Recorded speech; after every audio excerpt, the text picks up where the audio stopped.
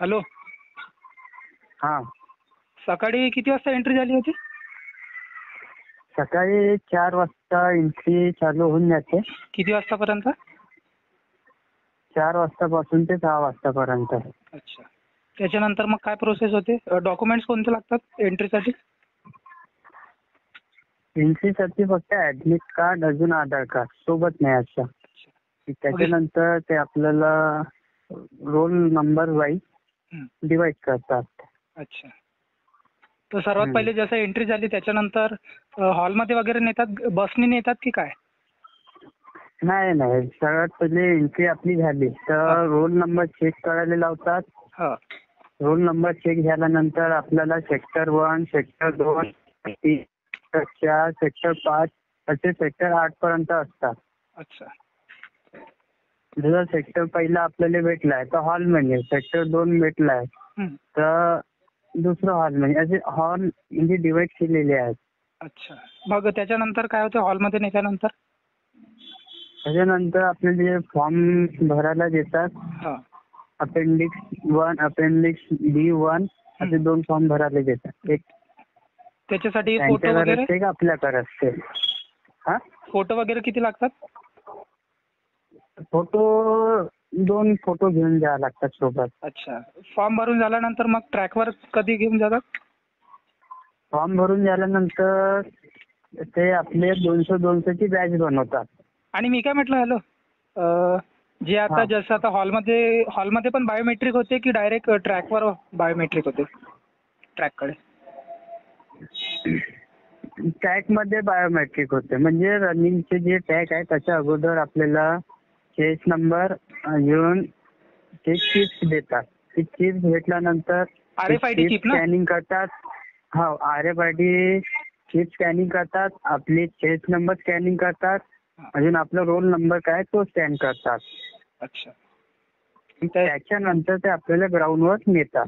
Ground किती दूर असतं तिथून? ग्राउंड जास्त दूर नसते, जवळच असते. अच्छा अच्छा.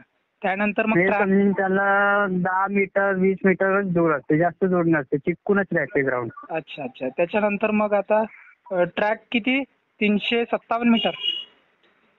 हो, 357 मीटरच्या ट्रॅक असतात. ते ट्रॅकवर याच्या पहिले ते सांगतात की ज्याला काही पाणी आहे, पाणी पियाचं आहे किंवा टॉयलेटला जायचं आहे, बाथरूमला जायचं आहे, ते सगळं काही करून या ते अगोदर सांगून देतात. त्याच्यानंतर आपले विद्यार्थी मित्रांना ऐकायचं होतं की आपला ट्रॅक कसा आहे, ट्रॅक सांगून दे एकदा. ट्रॅक जिथून स्टार्टिंग होतात. नाही म्हणजे डांबरचा कसा आहे, कच्चा डांबर की चांगला हार्ड आहे? नाही कच्चा नाही, तिथं कसं स्टार्टिंगला सिमेंटचा बनवलेला आहे. अच्छा. आणि सिमेंटचा जसा खतम झाला तर कच्चा डांबर आहे. कच्चा डांबर म्हणजे थोडा डॅमेज आहे तो. तिथून जसं आपण सिमेंटचे संपला तर टर्निंग घ्यायला लागते, पहिली टर्निंग. ते पहिली टर्निंगच थोडीशी हार्ड राहते. डायरेक्ट तुम्हाला 14 राऊंड मध्ये 3 टर्निंग भेटते, ते 3 टर्निंगच तुम्हाला हार्ड आहे. 90 डिग्रीची नॉर्मल इझी आहे. हा, 90 डिग्रीची टर्निंग आहे ना? हो, 3 येते. अजून त्याच्यानंतर 14 राऊंड मारायचे आहेत ना? हो. तू किती मिनिटांमध्ये मारला 14 राऊंड? मी ते मिनिटं गेली नाही, मी घरी नेलता मी ना 24 मिनिटांनी 15 राऊंड मारला. मी ते ग्राउंड गिनत नाही गेलं. हातामध्ये मी रबर टाकले होते. मी एक एक रबर फेकत गेला. जेव्हापर्यंत मग हातातले पूर्ण रबर खतम होत नाही, 24 मिनिटं पूर्ण होत नाही, तेव्हापर्यंत मी कंटिन्यू धावत केलं. आणखी मी काय म्हटलं, हे वॉच जसं अलाव करत नाही तिथचे ऑफिसर, तर वॉच तू कोणत्या पद्धतीने घातलं ते सुद्धा एकदा सांगून दे. वॉच अलाव तर स्टार्टिंगला नाही करत, पण कसं आहे, आपण आपला बायोमेट्रिक झाल्यानंतर अजून बायोमेट्रिकच्या अगोदर ते आपल्याला चेक करतात. जे आपण जसं सपोर्टर घालतो, कोणी लंगोट घालतात, ते तिथे छुपून येऊ शकतात. अजून एकदा बायोमेट्रिक झाला का त्याच्यानंतर आपल्याला ते लोक 15-20 मिनिटात टाइम देतात. कोणाला बाथरूम येते, कोणाला टॉयलेट येते, नाही नाही नाही. हं. कोणाला काही येते तर त्यासाठी 15 मिनिटाचा टाइम देतात. तेव्हा तुम्ही तिथून वॉच काढून असं जागी छुपवता की जेव्हा आपल्याला 15 मिनिटाचे नाही. इन्स्ट्रक्शन देतं त्याला दिसायला नको. म्हणजे जसं आता ट्रॅकवर आपण उभे झालो रनिंगसाठी, हो. तर तेव्हा वॉच घालून राहू शकतो उभा, की ते ऑफिसर नाही तर त्यांना दिसलं तर ते अलाव करतील किंवा नाही करतील, किंवा चालत्या जसं राऊंड सुरू होते, जसं ट्रॅकमधून आपण सुटतो ग्राउंडसाठी, हा. तेव्हा चालत्या राऊंडमध्ये घडी घालायची की आपण जसं ट्रॅकवर उभे असताना घडी घालू शकतो असं काही?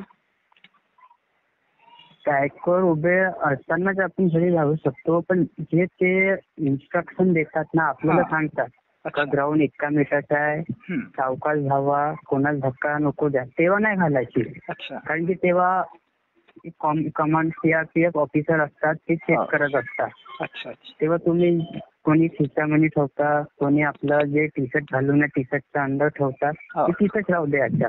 अच्छा. तर इन्स्ट्रक्शन जेव्हा त्यांचा खतम झाला ते लोक आपल्याला 5 मिनिटं वॉर्मअपला देतात. अच्छा. आता वॉर्मअपच्या टायमाला आपण घालून घ्यायची. अच्छा अच्छा. तर तू तेव्हा कोणी check 24 करत मिनिटामध्ये नाही. तू 15 राऊंड क्लिअर केले आहे ना? हो. अच्छा अच्छा. तर मी काय म्हटलं, त्या पत्रामध्ये आलं असेल ना तू किती राऊंड मध्ये, ते असं आलं नाही का काही?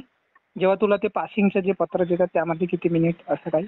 नाही, तिथं जो विद्यार्थी पास झालाय ना त्याचे लॅब टायमिंग सांगत नाही. अच्छा, जो अच्छा.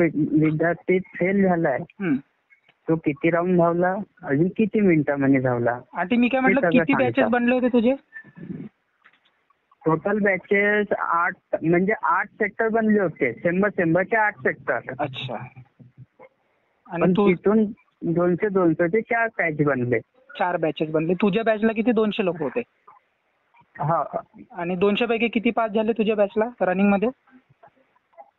200 पैकी प्रेझेंट होते 175, 25 मुलं अब्सेंट होते. अच्छा. तर 175 म्हणून फक्त 83 मुलं पास झाले, बाकी फेल झाले. आणि त्याच्यानंतर हाईट, वेट, चेस्ट मध्ये किती फेल झाले? हाईट चेस्ट मध्ये तर फेल नाही झाले कोणीच. अच्छा. हो. तर मी काय म्हटलं, जे आहे आता हाईट, वेट, चेस्ट डिजिटल मीटरने चेक करत आहेत ना? हो, डिजिटल. आणि त्याच्यानंतर हाईट मध्ये तर नाही, हाईट तर स्ट्रिक्टली मोजत असतील. वेट आणि जो चेस्ट आहे तिथे थोडं सूट देतात का? आपले ते विद्यार्थी मित्र आहेत त्यांना म्हणजे जाणून घ्यायचं होतं की वेट आणि चेस्ट मध्ये सूट देतात की काय? जसं आता एसटी कॅटेगरी आहे तर त्यांना हाईट मनी आणि चेस्ट मनी दोघ्या मनी सूट आहे. तुझी कॅटेगरी एसटी होती ना? एसटी.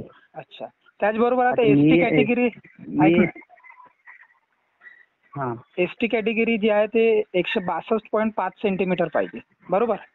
हो. आणि त्याची जे चेस्ट पाहिजे ते 76 आणि प्लस 5 फुललेली. हो. आणि वजन पाहिजे 50 प्लस. 50च्या वर. 50. आणि मी काय म्हटलं, ते डॉक्युमेंट्स एकदा सांगून दे एसटी कॅटेगरीना ते थोडे, कारण चेस्ट मध्ये आणि वेट मध्ये जे हाईट मध्ये सूट आहे तर ते डॉक्युमेंट्स एकदा सांगून दे. आता त्या हाईट मनी एसटीला कसं राहते, हाईट मनी चेस्ट मनी सूट अजून राहते. हो. जसं कोणी जर्नल एरिया, कोणी नक्षल एरिया म्हणून येते. बरोबर. नक्षल एरियाला हाईट मानतं 160, अजून चेस्ट मागतात 76. चेस्ट सेमच मागतात, फक्त हाईट मनी थोडा सूट होत आहे. अच्छा. तर ते डॉक्युमेंट सांगून दे एकदा. डॉक्युमेंट्स आपला I card, admit card, Aadhaar card, central caste, domicile.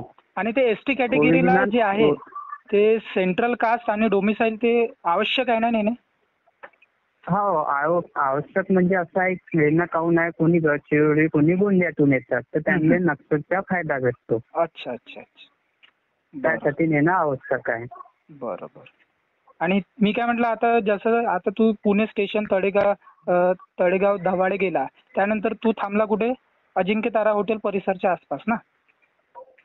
हो, अजिंक्य तारा हॉटेलच्या परिसराच्या आसपासच थांबलो मी. बरोबर.